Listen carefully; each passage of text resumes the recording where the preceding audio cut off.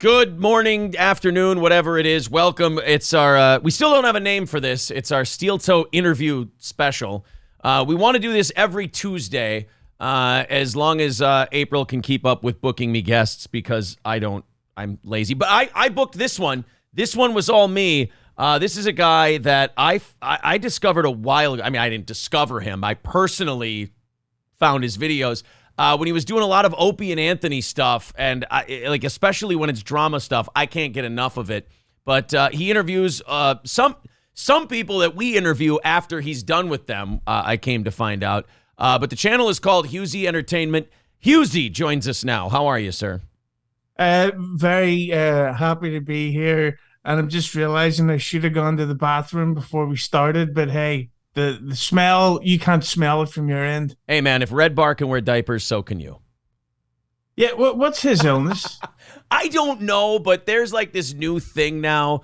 Like when we moved our show to YouTube, like I guess Red Bar and his Bring Back group noticed our show. And like I've been a Red Bar guy since I was pretty young. And I kind of liked his show up until recently. But like Red Bar in his Facebook group just started shitting on our show. Well, not even shitting on it. He's like, fuck these guys. If anyone listens to them, they're banned from this page. And I'm like, all right. Well, then a couple of Red Bar fans come over to our show and start listening, which is always how that shit kind of works. Like you tell people not to listen to something, they're going to.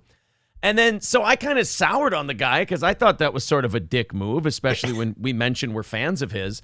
Then he came back from his 1-year illness and it just, something was missing, you know, kind of like you and I are going to talk about like wrestling and boxing later. It's just like that fighter that takes a few years off and they come back, they're not the same. And yeah, the Red Bar, it's like he was a character and now he's trying to push a persona and yeah. But he looks really thin. Like I hope his illness wasn't anything shocking. He still has it. I guess it's an autoimmune illness. And the big thing that's been going on the last week is that I don't know how deep you go into the Red Bar cast, if you will, but Sven Stoffels, who's done some artwork for Louis J. Gomez and those guys, and he was on Red Bar a bunch, and they're friends.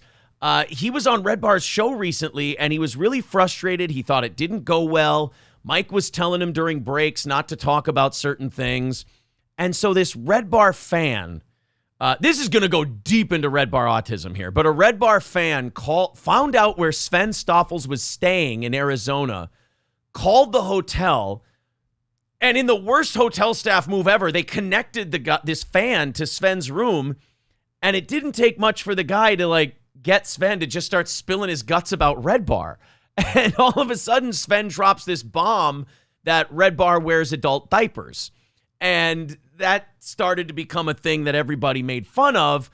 And I'm kind of torn because on one hand, that's hilarious. A guy who's made his living like trying to just shit on people and just say the worst possible things about them. Like it's kind of, what goes around comes around. On the other hand, he's wearing adult diapers because he's frail and has an autoimmune disease that will probably kill him someday. So even pieces of shit like us, it gives you a second. You go, is this funny or is it not funny? Well, it's only not funny because Red Bar hasn't made fun of me yet. But when he does turn his targets on me, I think it's hilarious. Well, that's what Sven said too. He goes, oh, and he turns on everybody. Like Red Bar's buddy, it took like he was so bored in Arizona that it took one stranger calling his hotel room for him to go off. It's like a 55-minute clip that's up. A guy named Lossless did it. And it's a 55-minute clip, and he is just shitting on Red Bar. And that's kind of the latest in his world. But anyway, back to, I don't know, that all came from you having to go to the bathroom. I found your work. I don't know, has your channel always been the same channel? Because I remember way back when I was an Opie and Anthony listener, you would have, I believe it was your channel, you had a lot of the clips up, right? Yeah, I had a bunch of, I used to be a big, because I'm a huge pro wrestling fan from the 90s. Sure. I love all that shit. Well, pretty much anything from the 90s, I love. That's when I loved porno the most. We had the greatest hers of all time back then. We really did. Jenna Jameson will be the greatest her ever. You got Brianna Banks. You got a lot of the great ones. Yeah, Kobe Tide, remember her? Oh yeah. God, we really Hmm. did. We really did have the best. Well, now, Sydney Sydney Steele. Now that's a high quality her. well, then you had like, well, now anybody with like a cell phone is a porn star now, so it's it's hard to get the same traction that you did back in the '90s. I mean, back in the '90s, you had to earn it the old-fashioned way. You had to be groped and assaulted and treated like dog shit and like barely paid any money. Those whores did it for the love of the game. Exactly, and the problem is porno stopped being as exciting once HD came in because then you could see where their dad used to touch them. That was the hardest part. The cigarette burns and everything. It takes you out of it in a weird way. Yeah, I remember there was a porn star a recent one called uh, Asa Akira or something. And I remember accidentally watching one of her videos, and you could clearly see a shiner Oh no. that she had like makeup over it, and it's like you've got a fucking black eye. Oh no, they couldn't wait a few days. They couldn't push the shoot.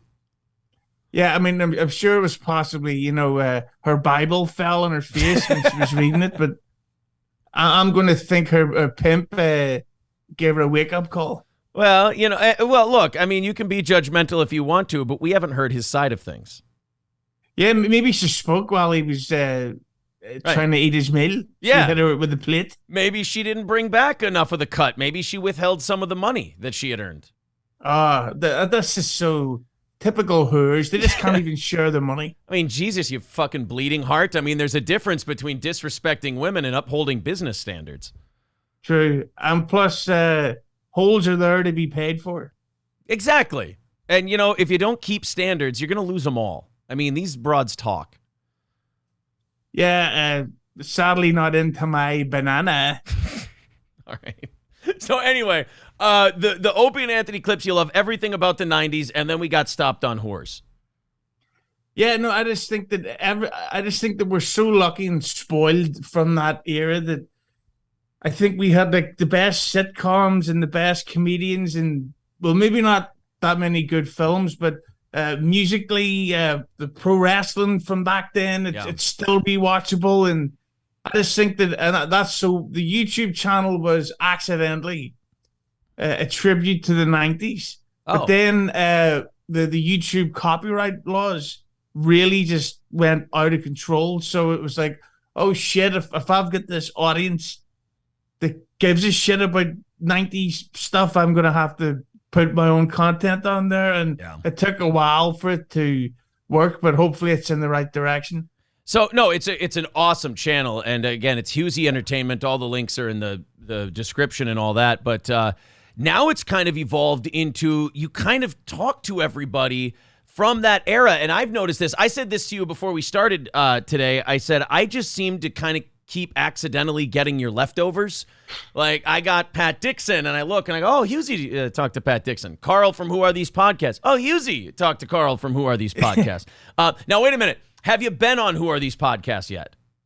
Yes, I've been on 3 or 4 times, and I think the last time will be the last time because I was completely hammered. Oh, no. I was on one time, and I was on my best behavior because I'm a complete whore, and I just want more subscriptions. We've been doing this on YouTube for like 5 months now, so there ain't no way I'm going to fuck up anybody's show. But were you like, okay, but you can be hammered and do a good job, or were you hammered and it was performance hindering? I think it was after the first 4 beers, because it was the first time I had the place to myself in 2022. Okay. So I thought I'm going to have a few beers and have a good laugh on the show. But I ended up having like about 12 Guinness. And I went from being sort of witty-ish at the start of it to just plain fucking drunk and obnoxious and aggressive, and I kept needing to go for a piss. And so and we went after Mike Tyson. Oh. Yeah, we went after his so-called podcast, and it's 50. You know what made it really bad is that Shuley was on with me. Okay. And I didn't realize it at the time, but I was just basically repeating anything Shuley said about 15 minutes later. Oh no. Because I was like, I'm gonna. It didn't go well. Oh, but I mean, you got shit faced and you got to blast Mike Tyson publicly. I mean, not many people get to say that. You know the thing about Mike Tyson that I find like, not to go on about cancel culture, but in this day and age, where just say you put something on Facebook, Yeah. 10 years ago, like no woman will ever be a president. Uh, you're finished. Where Mike Tyson raped a woman, Yeah. and brutalized her, but he's getting endorsements and cartoons and fucking action figures. A convicted rapist. Our co-host Corey Adam on Wednesdays, he always refers to Mike Tyson as the world's most forgiven rapist. But that's exactly and the thing is he definitely did it. Like, did you ever hear about the police reports? Well, I actually interviewed a guy who was part of like his team, and he said they walked in that room and they thought it was a murder. Yeah, like she literally needed plastic surgery on her, not to be vulgar, but her cunt flaps. I'm glad you weren't vulgar about it, at least. Yeah, because it was going to say her fucking pussy. Yeah. But yeah, a big hairy cunt get destroyed wide open, and like he brutalized the fuck out of her. And stop making me laugh and then say he brutalized the fuck out of her. Yeah, that's what he. But the thing is, it's just Mike Tyson's such a fascinating character that he's done everything wrong in the world that you could think of, but he's likable. Right. And he's only been well behaved for like 10 years. Yeah. Like before that, he was punching old bitches in traffic and like threatening to kill himself. And now it's like, he's behaved himself. Like Mike Tyson's entire life is basically the model for how Chicago and New York handle crime now. It's like, if you've been behaved for a little while, we'll forgive the 30 years of deviance that you committed. Yeah, I remember reading the thing that a guy said. I think his name was Tony Atlas. I don't know if I'm getting the Teddy Atlas, right. The trainer? Teddy, I'm thinking of wrestling again. Yeah. Teddy Atlas said that Mike was so notorious for groping women that women were just basically told, do not come on the hotel floor he's on because it's going to happen. And what are you going to say? Yeah. It's the greatest fighter in the world. Yeah. Well, and Teddy, have you ever heard Teddy Atlas' story about Mike and his niece? Yeah, what's did Tyson rape her too? Well, did Tyson rape her too? God, we have to talk about him like he's fucking John Wayne Gacy. No, Tyson groped Teddy Atlas's, like he went behind her and like grabbed her and like said some shit to her, like what he was going to do to her. And Teddy found out, and Teddy was working for Customato at the time, who was Tyson's trainer, the old man Customato. And Atlas, I mean, Mike always says, oh yeah, Teddy will tell you that story, 100 times till your ear falls off. But Teddy has told this story a lot about how he, as Mike Tyson came home, because he was living at Cuss's house, Teddy cornered him and put a gun in his, now I've heard in his mouth or to his head. I think it would probably do the same amount of damage. But he said, if you ever do anything like that again, I will fucking kill you.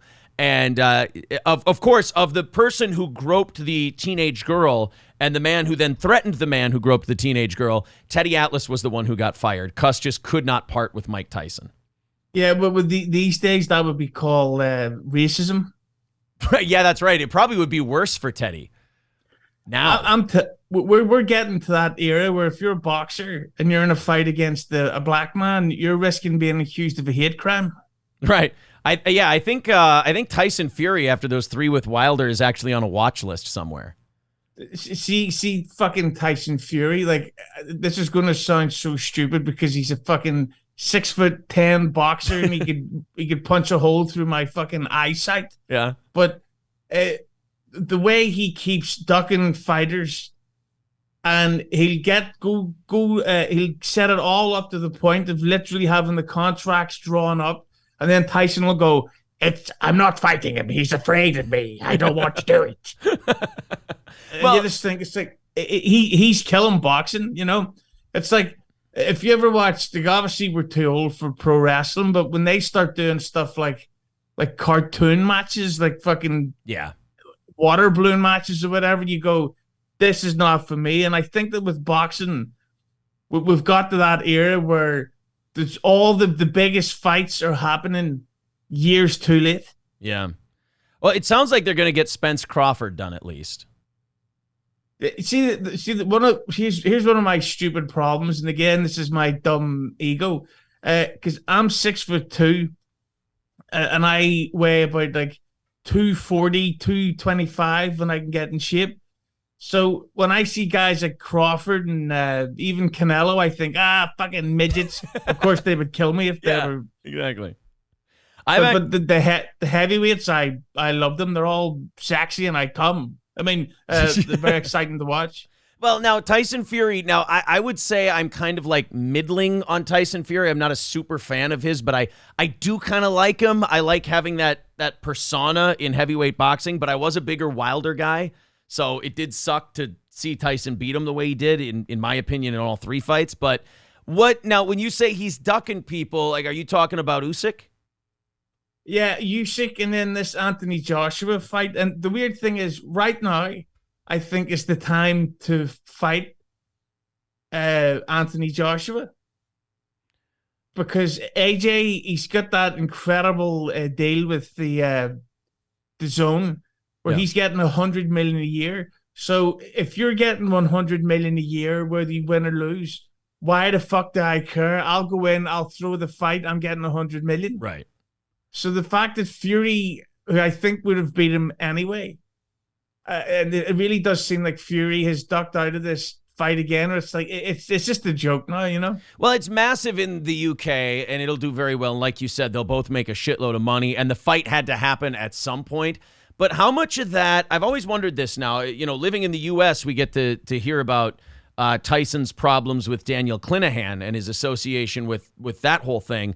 He can't come to the U.S. right now. So I wonder how much of the Joshua stuff and how much of talking about fighting fucking Derek Chisora again, I wonder how much of that is the fact that he's got to basically stay in the U.K. or go to Saudi Arabia, or he can't fight because he can't get here. And I'm sure the promoters are going to want to have the undisputed heavyweight title fight in the United States. Yeah, but I think that when Fury, I can't remember the names of the fighters now, but when he had those two fights in between Wilder, Yeah. if you go back and look at those ticket sales, like it's really bad. Like it's Stuttering John Oh, really? levels of fucking ticket sales where they actually on the day of the fight were giving them away for free. The Tom Schwartz fight didn't sell very well. Oh God, it was just. That's the thing about. I remember what was the guy Otto Wallen. Otto Wallen, yeah. Yeah, Fury was like, yeah, I don't want to fight Anthony Joshua, who's got like 5 of the heavyweight titles in the world. Instead of this unification fight, I'm going to fight the number 6 ranked guy from fucking Holland. Yeah, yeah. And it's the. And the guy the guy made a good account of himself. It was like an 8-4, 7-5 kind of a fight. He did all right. Yeah, it is. But then, see, there's something very weird about Tyson Fury, in that if you remember that fight, he got a really bad cut on his eye, and by the rules, when a wound is open and the blood is running, the ref's supposed to stop the fight. Yeah. And award the other one wins by default, and I just thought that was very unusual to me. Yeah, that ref knew how much fucking money there was on the line. Yeah. He wasn't getting another gig if he stops Tyson Fury and hands Otto Wallin the world championship. If you're the ref who hands Otto Wallin the championship in a run up to that would have been the rematch, right, between Fury and Wilder. Yeah, if you're the ref who fucks that up, they're not going to employ you again. Yeah, but there's something up with the whole Fury stuff where when you see some of his fights, and on the very rare occasions that he's knocked down, the refs don't count as fast as usual, or he doesn't get penalized for certain rule breaks. And to me, that's why I find Fury hard to watch. But at the same time, when he fought that guy Dillian White, yeah, was that this year? That was this year. Yeah, it was a few months ago. It's like that guy Dillian White just put such a shitty performance on that it's like you waited for 4 years, and you just completely Stuttering John'd it. Yeah, oh man, that guy, I mean, he was calling out Wilder forever, then he got beat by Povetkin, then he came back and he beat Povetkin, and like you said, he waited, he went to court, like he had to go to court and then drop the case just so he could get the fight, and then he turns in Yeah, just one of the worst performances in a big moment I think I've ever seen. But you're still, I mean, look, Fury, yeah, I think the shit he's talking about Usyk is him trying to downplay the immediacy of having to fight him. But, you know, we're boxing marks, so you're going to love the Fury-Joshua fight when it's on. Oh, there's not a chance I'm missing it. It's just, it's still, watching boxing, it's still my most fun thing to do. You know, you just sit there with your pizza in one hand. You make your girl jerk your chicken the whole time while you're watching it. It's great stuff. And then you tell her to clean this fucking mess up or you're getting one. Right, because you're all pizza, amped up. You're amped up from the violence. Exactly. And that's just the way it fucking is. You just want to watch Rocky and beat the shit out of your girl. It's just, that's the best part about main event pay-per-view boxing, I think. Yeah, Rocky, of course, would be considered a racist right now. It's a whole franchise about beating up fucking black people and making friends with a Nazi. Yeah, he finally got to the fourth one, and then he's like, oh, you know what? I should probably beat up a white guy. And that was only because there was, like, international World War III. Like, and, of course, a black guy had to die first before he would fight the white guy. By a Nazi, too. But the great thing about Rocky IV is, it, like, I love that one. Yeah. And it is ridiculous, but it's great. Like, you can just picture Stallone writing it and going, well, I'm not doing the impression. Yeah, I didn't want to do it either. Yeah, he's like, hey, in this next one, we're going to have a fucking talking robot.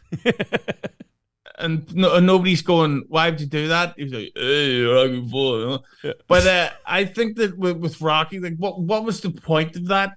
That Apollo Creed died, so Rocky gave up his belt to beat Klitschko, not Klitschko. But he is Klitschko, though. Like, he's, I think he's probably more Vitaly than Vladimir, but he's definitely a Klitschko. Yeah, to beat him. And then they sort of became friends at the end of it. And it's weird. But then I've seen Creed 2, and I thought it was okay. But I heard that on the DVD, there's a deleted scene where Rocky and Drago get into a fight backstage. It's like, why the fuck would you delete that? What? I want that one. I need that scene. To me, I love that. I love that you very innocently, like, and honestly called him Klitschko. That makes my day. I'm going to be thinking about that the rest of the day now. And then he befriended Klitschko. He did. Oh shit, how do we even, anyway, the boxing thing, that's what I was on tangents here. That kind of brought me around to the Joe Joyce thing from this weekend. I mean, you guys, the British just keep cranking out fucking heavyweights lately like crazy, and Joe Joyce is the newest one. Speaking of Teddy Atlas, he just compared him to George Foreman, the way he fights. What do you think? I know I actually DM'd you or tweeted you a couple of times during that Joe Joyce fight. I was like, God, you know, I thought that your British announcers really fucking love their British boxers, and I thought they were kind of sucking his dick a little too much. But, I mean, when you knock a guy out like that, I mean, you deserve it. Yeah, but the thing about your guy Joyce is he hits really hard, but he's super slow. Yeah. So if you put in Joyce against Usyk's just going to run rings around him, and it's going to be a big fight, but it's going to be incredibly dull. Yeah, I think so, too. I think you're right. I think Usyk beats him. I would like to see him, speaking of how slow he is, I would like to watch him fight Weili Zhang or whoever the Chinese, Zhili Zhang or whatever his name is, the big Chinese heavyweight, because they're both kind of similar fighters. They're just big, slow, plodding battleships that'll just wing knockout punches at each other till one of them falls down. They both got slabs of granite for heads, too, so they can probably take a couple. Yeah, and the thing about Joe Joyce that I love is that he's got a really nasty mean streak in him. Where did you see the fight with Daniel Dubois against Joe Joyce? Yeah, I did. I didn't watch that one live, but in the run-up to one of his other fights, that one came up on YouTube, and I watched it. Well, for anyone who didn't see it, in real life, Joe Joyce's mom is blind. So your guy Daniel Dubois made a joke about that in the press conference. So in the fight, Joe Joyce cracked Dubois' orbital bone. As you do. Yeah, as you do. It's just like, and you could just see they kept targeting the eye, and Yeah. it was brutal, but I loved it. I mean, if a guy says anything about your blind mom, naturally the place you hit him is in the eye. I mean, if you do it in the liver, it doesn't have the same oomph. Yeah, I'm just glad he didn't call her a cunt. Oh boy, then what would happen? So is he the real deal then? Because I've only watched like 1.5 of his fights. I've watched this one and part of the knockout or the some of the highlights of the Dubois fight. Is he for real, or is that because what I've seen of him so far, I always say to other people, I'm like, he's too fucking slow. Like, I just don't see this guy beating the top tier guys. Like, I see Wilder as too hard hitting and too quick for him. And I just, like, I don't see that lack of speed being made up anywhere against the top guys. Yeah, I think that the real problem with English people is everyone's the next big thing. Yeah. Like, you could go make a fucking a fried fish sandwich and people go, that's steel toe guy. That's the next big chef. But that's just English people, those dickheads. They're just excited. They just get excited about every guy. I mean, for God's sake, I mean, how many years did they try to tell us that Frank Bruno was legit? Frank Bruno, one time almost former guest of It's Hughezy Hello. Really? Yeah, I through mutual contacts, I knew his agent, who said he'll do it for a 25-minute interview. They said, or he'll give you an hour for a fee. And I thought, well, you know what? On this, I've never paid for anyone, but on this occasion, I'm like, Frank Bruno's getting the money. Yeah. And they said it'd be £500 for an hour. And I thought, not a problem. Then the day before, they says that actually Frank's changed his rate. It's now 2,500. And it's like, fuck him. Yeah, fuck Frank Bruno. I was just going to spend the hour asking him what it's like to get hit by Mike Tyson and Lennox Lewis anyway. Yeah, I was just using him to try to get close to his daughter so that I could get a piece. By the way, Frank Bruno has a hot daughter? Oh, fuck yeah. Well, she was at the time, unless she's dating a boxer now. And you know what that means. Well, yeah, of course. I mean, but I went to London for the first time about a month ago. And I didn't realize how white Ireland was until I went there. And I have to say that the black women very attractive, but also I felt like a perv because you're just walking around the streets of London looking at these arses and you're just like you know, anytime I hear someone in 2022 say black women are attractive, but I get really excited for the next part. I'm just like, oh, this should be fucking great. And it turns out you're just a massive pervert for black asses. Oh God, yeah. And there was a woman working in the hotel where I was thinking, I'm going to start breaking stuff in the room just so she'll come up and see if she's up for some banana. And indeed, she was or was not. No, she couldn't understand my accent. God damn it. I was pulling for you. Speaking of one thing I wanted to say before we move on away from boxing here, you brought up Rocky IV. Please tell me, and if you haven't, you have to watch it after we're done here. The College Humor, like I think it was like a 4-minute documentary they did. It might be longer than that. Like they did it like it was a legit 30 for 30 on the Balboa Drago fight. It's oh God, you know what? I know you probably can't see it, but I can play a little clip. 30 for 30 Rocky, and it's just they're shitting on the whole movie. Like for this whole they play it straight. They got Max Kellerman, they got a bunch of sports writers. This is about 5-6 years ago. Here, I'll just play a small clip of it for you.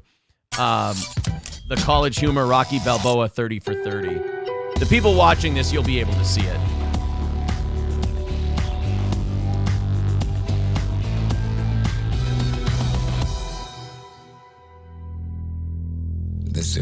They start with a Russian guy going, sometimes when I close my eyes, I can still see it. It's a professor at the University of Moscow. Like a recurring dream. To this day, his words echo throughout my countryside. If I can change, and you can change, everyone can change. At that moment, when the Politburo stood up to cheer for an American on Soviet soil, I knew our union was going to fall. And the title of the 30 for 30 is Balboa Ends the Cold War. And there's just a couple here. They go through a timeline of 1985, which is 3 years after Balboa Lang 2, which at the time was the most watched fight in U.S. boxing history. From a political standpoint, it was as tense as ever. In the sports world, U.S. and the Soviets, they really hated each other. Memories were still fresh of the Olympic upset in 1980, and surely the Soviets wanted revenge. In comes Ivan Drago. Drago is the kind of embodiment of the Soviet Union. Half machine, and you wonder if he has a soul in there somewhere. And Apollo Creed is the embodiment of America. Now, I've followed boxing and dance for 23 years. Apollo Creed was in dance shape, not boxing shape. Creed is clearly exhausted by the dance number he did with James Brown 5 minutes earlier. And before the second round is over, that's it. So that the rest of it just goes on to like talk about the Balboa revenge fight, and they go like, and you wouldn't believe it, these guys were hitting each other so hard that the punch wouldn't even land and their heads would fly back, like from the air or something. It's just about 6 minutes long, and they play it straight the whole way through. That Balboa Drago, or Balboa Klitschko in this case, was a legit fight. It's pretty good. Moving on to the Opie and Anthony stuff. You have gotten to, and this has got to be kind of just a weird ride for you, because you've gotten now to talk to a lot of the people who were in and around and players in this world that you were a fan of, and gotten to hear some kind of behind the scenes stuff. That's got to be pretty wild. It's the most surreal thing ever. Like, I actually interviewed Anthony Cumia. Oh. And it was a fucking disaster. Oh, no. Yeah, because I remember his brother Joe and his former producer Keith the Cop. Yeah. I'd been speaking to over Facebook and stuff, and they helped set it up. And I was thinking, like, well, maybe one day. And then Keith said, yeah, Anthony can do it in about 20 minutes. And I was like, what the fuck? Are you kidding? And I was so nervous that I forgot to put my fucking headset in. I didn't have the mic set up. Oh, no. I'm just talking directly into the onboard computer mic. And I had like a big anxiety shit beforehand, and it was insane. And I've been desperately trying to get his attention for another one. He used to follow me on Twitter, but that was about 4 or 5 accounts ago. Yeah, that was one of the other boss accounts. Yeah, so it's a shame, but Anthony's fucking he will go down, I think, as the all-time greatest radio / podcast host that there's ever been. I don't think he'll obviously never be as legendary as Stern, but right. I think that the Ant-Man is number one. Yeah, I mean, when I started doing this show on YouTube, and I told you when we were talking about setting this up, I said, I've been so heavily influenced by Opie and Anthony, I can't fucking escape it, to the point where I've listened to so much Anthony Cumia, it's like been burned into my personality. Like, I can't, it's the influence is so strong there. When I first started on YouTube, people went, oh, is this guy doing an Anthony Cumia impression? And I'm like, no, this is just how I fucking talk now. Like, I can't help it. And I can't help but think it's just from years and years of being a fan of that show that it's a heavy influence. And the guy is, I mean, he is that good. I mean, Ron Bennington in that Compound episode where he had that fight with Colin Flaherty, I think Ron Bennington nailed it when he said Anthony Cumia at one time was one of the funniest people in the entire country. Yeah, no, I think that there's a famous Opie and Anthony where the guest for the day was Louis C.K., Jim Florentine, Nick DiPaolo, and Patrice O'Neill. And Anthony's the guy who's controlling the room. Yeah. And it's like, that's fucking insane. Right. You're in there with the funniest men alive. But the thing that makes it even funner is when you listen back to it, Opie's silence says everything. Like, he's fucking furious. Right, but and this is getting into the Opie part of Opie and Anthony, because we have nothing but nice things to say about Anthony, which is fucking boring. So let's get into the guy who's easily shit onable, and that would be Opie. Howard Stern, I've said this about him. You mentioned Howard. We'll talk about him in a second. But I see Howard as a more successful, more self-secure, self-confident version of what Opie could have been. Howard was surrounded by very funny characters, and he was the ringleader, and he made it all go. Opie could have had that role, but for some reason, I don't know, what is it? He got jealous of his own creation because he would not be comfortable with the role he'd made for himself. Yeah, Opie has what I would refer to as James Corden-itis. Oh. And that's a medical term for an obsession with being considered funny. Oh, I was going to say, it's James Corden-itis is terminal. Yeah, you don't want to catch it. No. And the thing is, it's like if you look at Jason Alexander, he played this incredible character on the greatest sitcom of all time. But Jason Alexander is not even slightly funny as a person.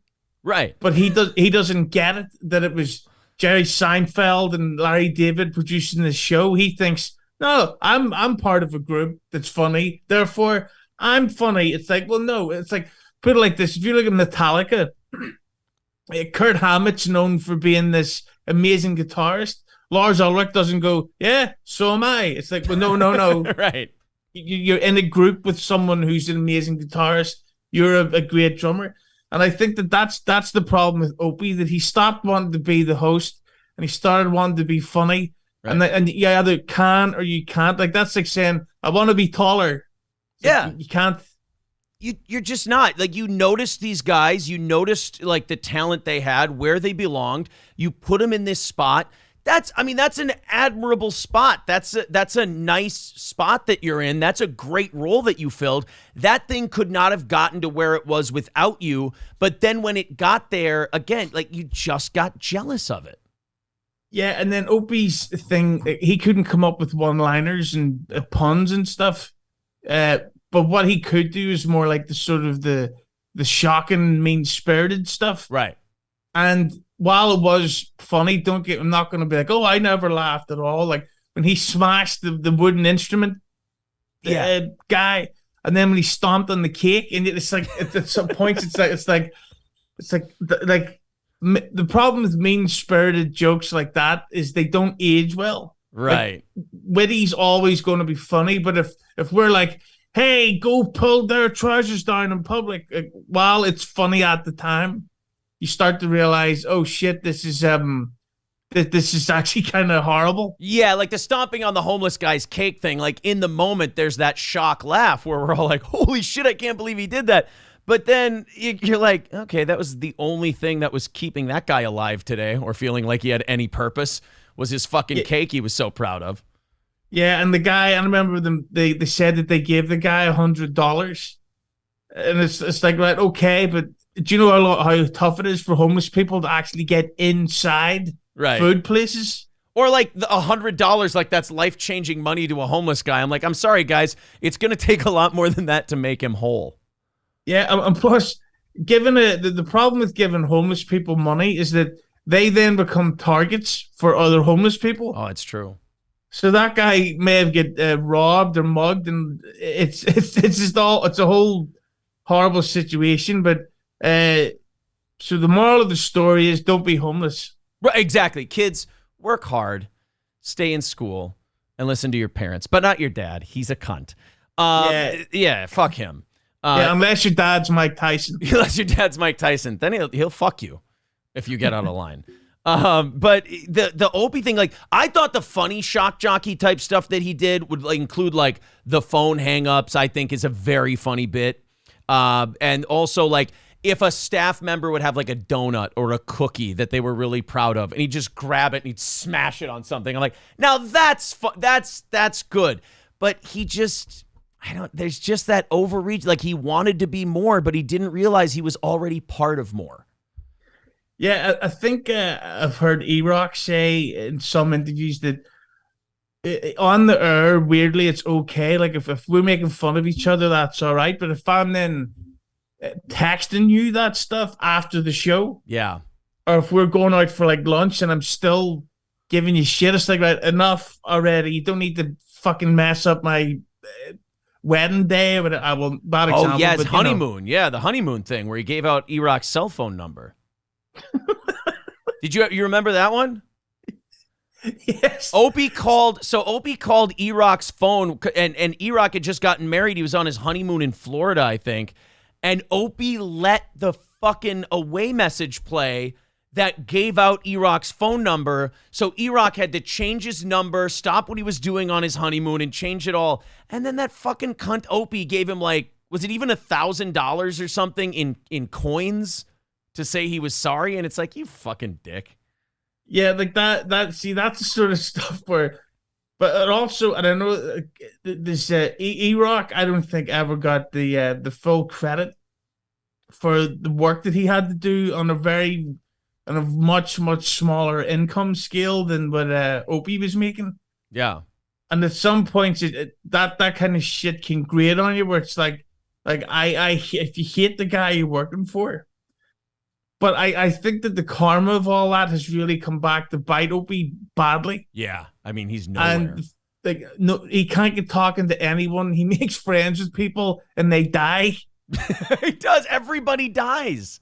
I was just going to say, like, E-Rock, you're right. He does deserve a lot of credit because that producer spot on the O&A show working with Opie has a body count to it. And E-Rock made it out alive. Which is not what people would think when you look at E-Rock. God bless him. God bless. I'm actually going to be talking to him in 2 days. Again, after Hughezy's already talked to him. He does seem like a really good guy. See, the thing about E-Rock is and I don't want to overstep the boundaries with him because like he follows me on Twitter and we've DM'd like every couple of months, but I don't want to be tweeting him like, hey, do you want to come on the show again? Yeah. How about again?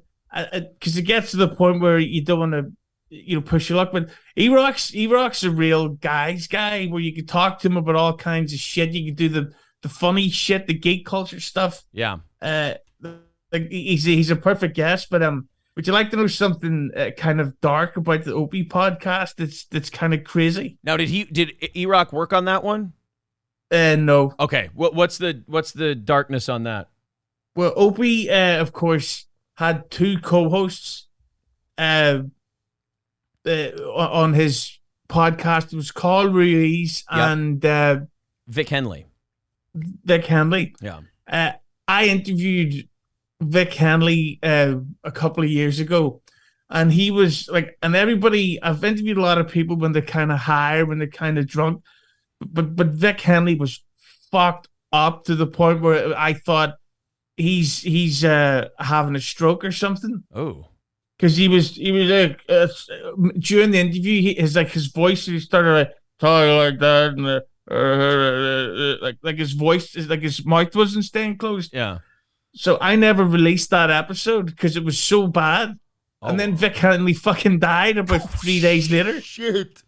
Hughezy, you could have helped him. He was dying. I mean, like Carlin said, I'm not saying that you're responsible for his death, but you didn't help. Yeah. And then with Carl Ruiz, I'm supposed to interview him the week that he died too. I'm not saying you're ever fucking asking for any reason. I'm never doing your channel. Yeah. It was. That one was really surreal because I remember I'd made some type of joke on Twitter about Daft Punk. Yeah.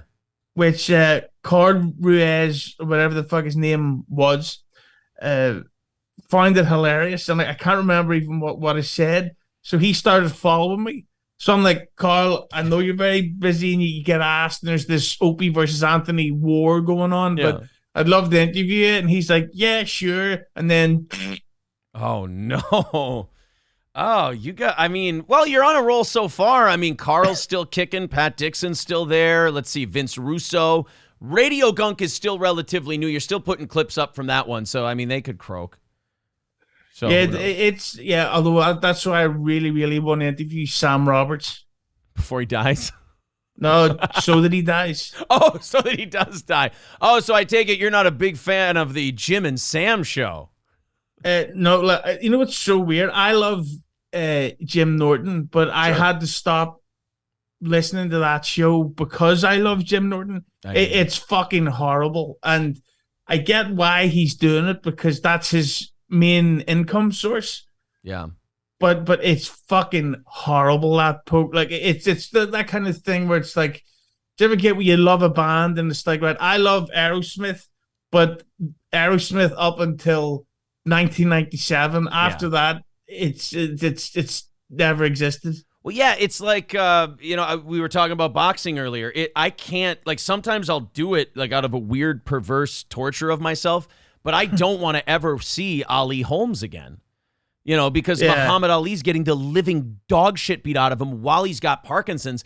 That is kind of like, the Jim and Sam show. It's you're watching this guy where you're like, if I watch this, I have to shit on it, and I don't want to shit on that guy.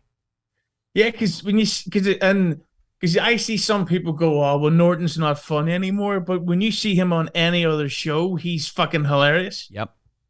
But it's just this, when you've got Sam Roberts, like if that's your foil, then nothing's like, you're not gonna have laughs. There's not gonna be any back and forth between the guys. Yeah. Sam Roberts is a great example though of what can happen if you're just a good company man. Yeah.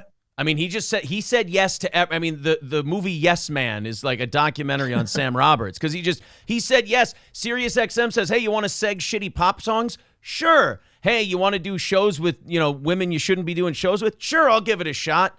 And then all of a sudden they're like, hey, Opie and Anthony want to kill each other, and Opie just filmed his producer taking a shit. You want a morning show? And there it was. Yeah, and that. But the thing that I just find so crazy about Sam Roberts is that he's not getting better. No, he's peaked. And you really should be like, when I hear my early podcasts, not that I'm fucking the greatest of all time, but when I hear the early podcasts, it's shockingly bad, and it's just full of dead air, and you can hear how nervous I am. But as it goes on, you start editing better, producing better. It just gets better. But with Sam Roberts, he's still day one intern shit. Right. I mean, it's still the same gimmick of like, oh, I'm a shit stirrer. It's like, yeah, cool, you're 45, dude. It's not as funny as it used to be when you were, given, when you were a 24-year-old intern / producer, goofing on Scorch, who, by the way, I think about a lot more often than I should probably admit. I was just going to tell you, Scorch is a guy I want next on this fucking show. Hughezy and then Scorch. I think that's a hell of a lineup. Yeah, he is he alive still? Yeah, he's doing radio in Wisconsin. Yeah, I looked it up. I can get. Look, I'm not sitting here swinging my big 5,000 subscriber dick or anything, but I can get Scorch. Hey, 5,000 subscribers, nothing to be ashamed of. I think the craziest thing about YouTube these days is it's a free service. Yeah. And it's the most difficult place to build up an audience ever. Yeah, I mean, we've been doing our show here for 5 months full time now, and we're up to 5,000. So, I mean, hopefully it just keeps going up. If I keep talking to the movers and shakers like Hughezy, I'll be there in no time. That's pretty fucking good for 5 months, though. Yeah, we're excited. We're fingers crossed. We just lost our most expensive sponsor today, but you know what? We'll power through. Yeah, I work for this wrestling show called Keeping 100, and that has actual wrestlers from the WCW days as hosts. Yeah, and for like the first 7 to 8 months, we couldn't get more than 300 subscribers, but now it's up to fucking 45,000. But it should be triple that, but we'll get there. Well, that's great, man. That's very awesome. That's incredibly encouraging too. As far as pro wrestling goes, I want to get to 2 more things here. I know I've taken up a little more of your time than we said, but you're a fantastic guest. You just talked to Radio Gunk, who is, I guess the best I could put it is a Howard Stern critic. critiquing what Howard's doing now versus what he used to do. And also, Hughezy Entertainment, by the way, is the name of the channel. Subscribe to it. The guest list is incredible, and it's a wide range of, different types of entertainment. We got the link down in the description here. Click on it, subscribe to it. Hughezy's great. But the Howard Stern phenomenon is an interesting one because I don't think it's that unlike your Jim Norton description. I remember watching Howard when I was a teenager and listening to him and going, this guy is fucking brilliant. I mean, to me, those Richard and Sal Tradio prank phone calls are fucking hysterical. I still listen to those. And then to just watch, like, Artie tried to kill himself and then Artie's gone. And then just this, everyone thinks that Howard went PC or something like 3-4 years ago. Honestly, I think it's been since like 2010. Howard's show has just been getting progressively more boring, and I almost feel like he resented Artie in a way, and him leaving allowed Howard to do what he'd wanted to do for a while now. Yeah, the greatest. It's funny you mention that because what was the episode? Oh fuck! Do you remember the time they tried to do a prank on Artie where a girl came in and said she liked him, and Artie caught on to it immediately and turned on Stern. Yeah, that's the day to me that Howard Stern changed forever, because Artie Lang, who's funny as fuck, he's a guy's guy. Yeah, is like just coming up with all these hilarious lines and making Stern look bad, and Stern's comebacks are like, "Fuck off, Artie." Yeah. It's like, whoa, you sure got him, big nose. Nah, nice show, Howard. No, that's always been Howard's thing. Like, he's always found really, he's a more secure. Not that he's the most, secure guy in the world, but he's a more secure Opie. He found really talented people, put them in the right places. And now you see when his show is stripped of all that and it's just him and, Yes Woman Robin in there. It's strange to say this about Howard Stern, but it's been unlistenable for a long time. Yeah, but the problem is that people today have no idea what Stern was back in the day. Like, it was this weird show where you would get this unbelievable level of comedy. You would get behind the scenes Hollywood scandal news, like, oh, this guy's on drugs. You would get these porn whores coming in, and you could fucking whack your bag to the radio. Right. You think this is all great, and then people like Gary Delabate and Stuttering John and all these people, like, it's just. It was the greatest radio show of all time, but when you go back and listen to Stern, like early stuff, like from the 80s and the 90s, you can tell now that he's always been a fake, even back then. Like, it's always been the gimmick, not the guy. Yeah, he's always, like, in the 90s, as silly as it may sound, it was cool to be sexist and edgy and controversial. And he would be like, oh, I took a big dump this morning. I watched a hot chick and porn doing oral sex. And then you would think, yeah. But now Stern is doing what the masses want, and that's the woke shit of, like, Donald Trump is not a good president, and his hair is weird. And it's like, fuck. It's like, yes, we get it. That's why I think that radio / podcasting in general is dying.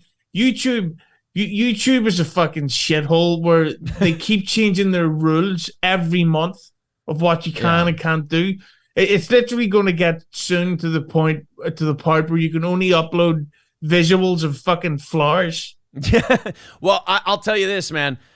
We came from Twitch, and I have to take from my slightly different perspective. YouTube, I'll say this, you're right about all that, but thank Christ it's not Twitch. Twitch is fucking dog shit. It's terrible. I can't recommend enough. If anyone's watching this going, me and my friends want to fuck around and start a podcast, start it and Hughezy's right about the limitations. Start it on YouTube, because Twitch is a dumpster fire. Yeah, but the other thing, but the thing is, and we kind of mentioned them with Stuttering John. He's the perfect example of my whole theory is that this whole super woke liberal phase he's going through is because Stuttering John thinks that that's what Howard Stern wants. Really? And I think he feels that Stern will take him back at some point. He's basically like, he's the high school guy who never got over his girlfriend, despite the fact that the people that are in their late 20s now and they've moved on to college. Yeah. And he's still trying to, hey, we should meet up and catch up. Do you remember your favorite movie? And it's like, well, when I was fucking 14, no, I don't want to watch Police Academy 3. Actually, I would watch that. Yeah, sure, of course. Just not with Stuttering John. Yeah, but you know, it's because of Stuttering John that I have any type of following. Really? Yeah, because I did an interview with him in 2018 or 19, and I had this basically the short version of the story is I was trying to interview anyone, and I was always a Stuttering John fan, so I'm not being like, oh, I'll take anyone I can get. I did like him, and he agreed to do the interview on this day that I had this really bad back injury, and I just taken this new medication, and the pills didn't kick in until mid-interview. So I went from being like, so tell me about this to I was like fucking Vic Henley. I was like, ugh. You were like Kyle from Hughezy Entertainment at the end of his streams. Oh my God, that guy's fucking. Have you interviewed him? Yeah, a few times, but he's really. I've been trying to get him back on. I had him on recently, and I watched him take a swig of something, and I literally looked down at OBS and I watched the clock, and I went, in 15 minutes, I got to get the fuck out of here, or I'm not going to be able to understand him.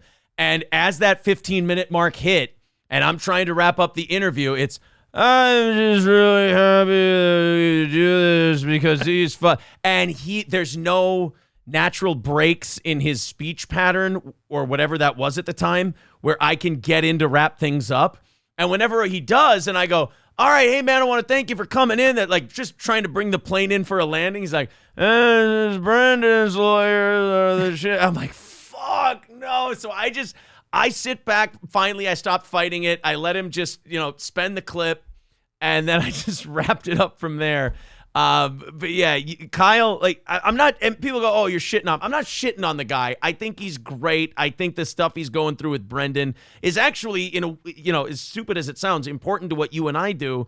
And I support him in the thing completely. But yeah, when he starts taking a sip of whatever the fuck is in that styrofoam cup he drinks out of, you got about 15 minutes to get the fuck out of there. Yeah, I remember. I remember once watching his stream, and he picked up the microphone and tried to take his swag out of the microphone. And he knocked stuff over because he's like, It's endearing when he does. So okay, cross that off the list too. Here I thought I had somebody on here that you've never had. Okay, Kyle from Unique too. The last one I wanted to talk to you about, wrestling, because you talked to Vince Russo, and I watched your Vince Russo stuff. And I got to tell you, as a wrestling fan from the 90s, it makes me kind of feel bad about how bad I've shit on Vince Russo, because as a guy, when you were talking to him, he seems likable enough. No, Vince is a great guy, but the thing is, he's kind of like, it's like, see if you're ever with your girl and you want to try something devious, as they say, you can't just go right into it. Yeah, and be like, so I thought I'd fuck you up the arse after we go watch Expendables 2. You interested? Because she would say no, but so you've got to ease into it. So with Vince, if you want to talk to him about the 90s stuff, you got to do it under false pretenses of like, hey Vince, I know you love classic rock. I'd love to ask you about Journey, but before we get to Journey, speaking of classic rock, tell me about The Rock. What size is his penis? And then so he won't talk about The Rock's cock straight away, but if you can promise him Journey talk, he'll talk about The Rock's dick. Oh yeah, but see, hearing some of these behind the scenes rumors, like The Rock beat up Shawn Michaels in the locker room in a fight once, and it's like, are you fucking kidding me? Right. Like that's the stuff that makes your teenager brain. And then you hear about, not Vince Russo didn't tell me this, by the way, but you hear about how certain legends or closeted homosexuals. Not that there's anything wrong with that if you smell what I'm cooking. Oh, whoa. Holy shit. Are you saying that this rock parody could actually be true? We gon' hunt them, we gon' suck their dicks off. We gon' hunt them, we gon' suck their dicks off. That's not, you're saying that could, that's not him, by the way. Just some asshole on the internet made a thing where it looks like he's singing that. That's just something that I randomly added at the end of the sentence. Oh, that was an example. Yeah. Now, you just like to say that. That's like a catchphrase you have. If you smell what you're cooking, that's a thing you're going to do. Yeah, I just so happened to mention it at the end of the sentence about a wrestling legend that's closeted gay. What the fuck did you say to Russo? There's one thing you did like a Stone Cold impression, and you said like, that's my Bret Hart impression. Yeah. You went, oh, goddamn, son. That's my Bret Hart impression. Fucking, oh, that was a funny fucking line. But I thought it was great to hear you talk to him. And again, like as a 90s wrestling nerd, to like hear all those stories and everything else, I'm sure you almost forget you're interviewing him and just you're kind of sitting there with your fists under your chin going, continue. Yeah, no, it's fucking surreal. Because like one of the people I interviewed was a guy he's a filmmaker called Alex Porace. Have you ever heard of that name? P-R-O-R-A-I-S. No. Am I right there? Well, he's the guy that directed The Crow. Oh, okay. Yeah, I do know who you're talking about then. And he did like iRobot and stuff. And then I interviewed a guy called Jeremiah Chichik, who you may not know the name, but he's the director of Christmas Vacation. Oh, shit. Yeah, and you just think it's stuff like that where it's just like, I can't fucking believe how this shit works out. And that's what I always say to people when they're podcasting.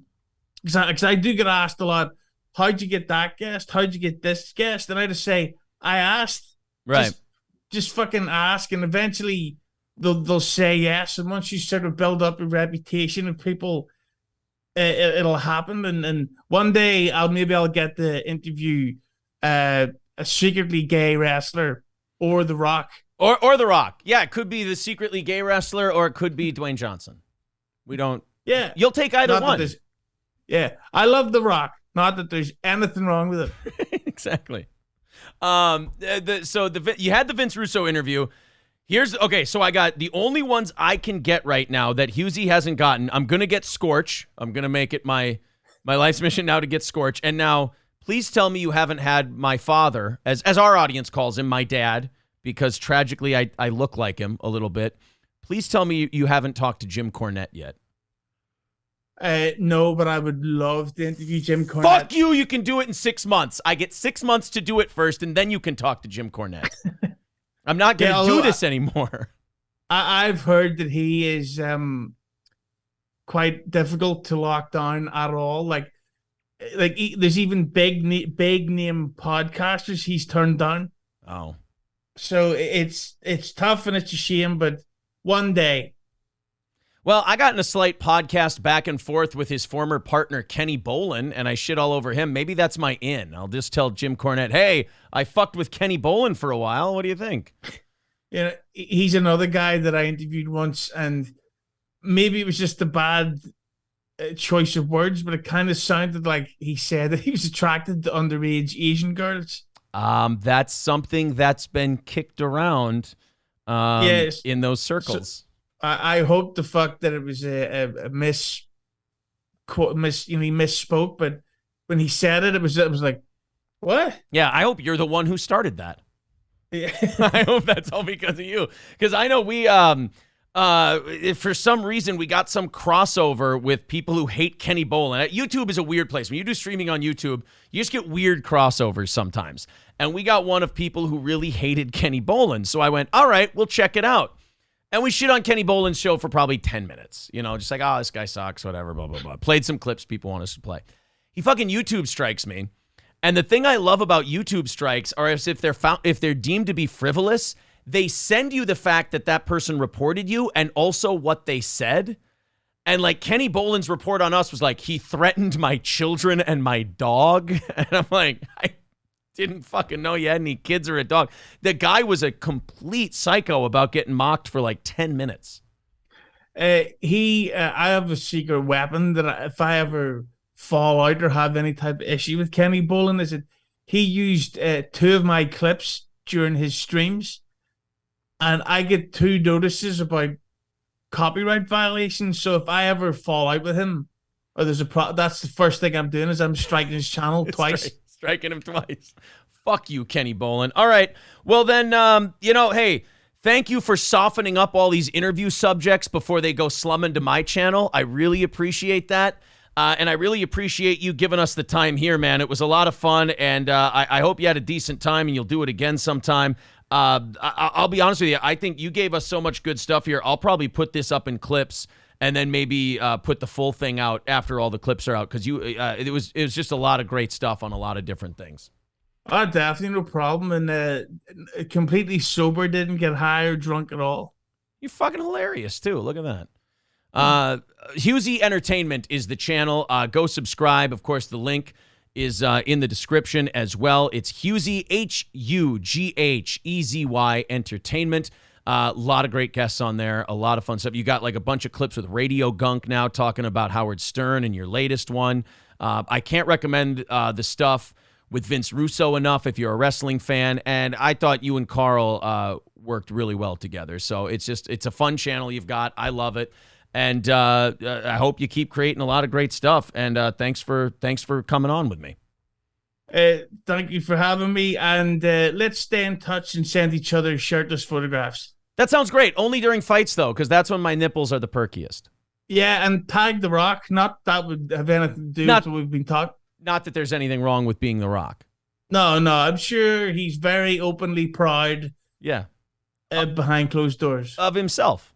Yeah, good career. Great career. Wonderful career.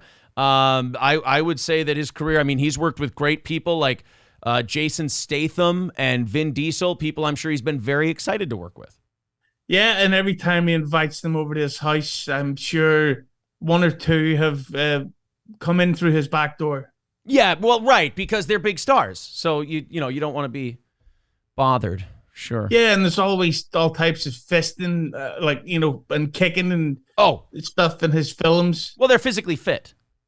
Yeah. So I'm sure there's a lot of sweat and just a lot of fluids in general. Again, not that there's anything wrong with that. Yeah, sometimes you just got to suck it up and swallow it all. Yeah, I mean, if you smell what you're cooking, sure. Yeah. Sure. All right. Hughezy, thank you, buddy. All right, no problem. All right.